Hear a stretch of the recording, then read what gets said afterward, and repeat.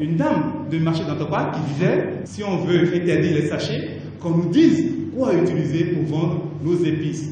D'ailleurs, ces messages, moi je n'y comprends rien. L'instant d'un après-midi, l'impétrant a replongé son auditoire dans les implications de la loi portant interdiction des sachets non biodégradables en République du Bénin.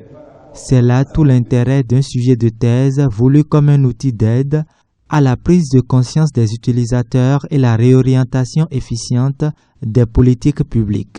Nyona Harry Videro a convaincu ses maîtres venus d'ici et d'ailleurs. Vous avez fait une démonstration d'attitude à utiliser, mobiliser une bonne méthodologie pour conduire un travail de recherche.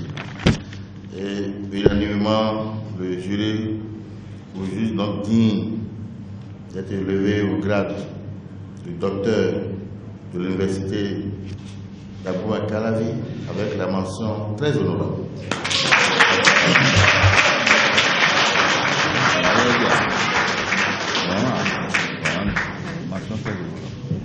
L'influence de la sensibilisation environnementale sur le comportement écologique des utilisateurs de sachets plastiques. Rôle des variables personnelles.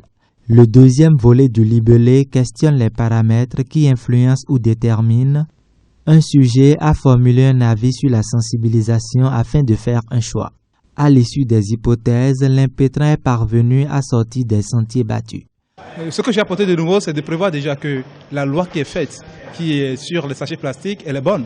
Mais pourquoi est-ce que, malgré tout cet investissement qui est fait de nos politiques, pour pouvoir nous sauver, je vais dire, en partie, des conséquences des inondations, des cas de cancer dus aux sachets plastiques, pourquoi est-ce qu'on n'a pas encore les résultats escomptés? Donc en cela, moi, les études apportent qu'il y a un cadre qu'il faudrait mettre en place. Ce cadre qui interpelle des variables personnelles dont vous avez, mais pour le faire, il faut associer, que ce soit des gens de la psychologie, des gens de la recherche et des gens des décideurs pour pouvoir chaque fois mettre en place des messages, des manières de sensibiliser pour pouvoir avoir la suite escomptée.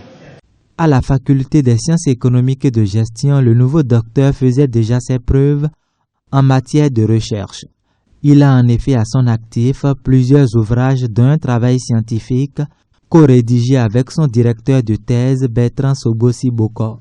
Son rêve, poursuivre une réflexion sur les phénomènes qui interpellent dans l'environnement de vie des populations en vue de demeurer au service du développement durable.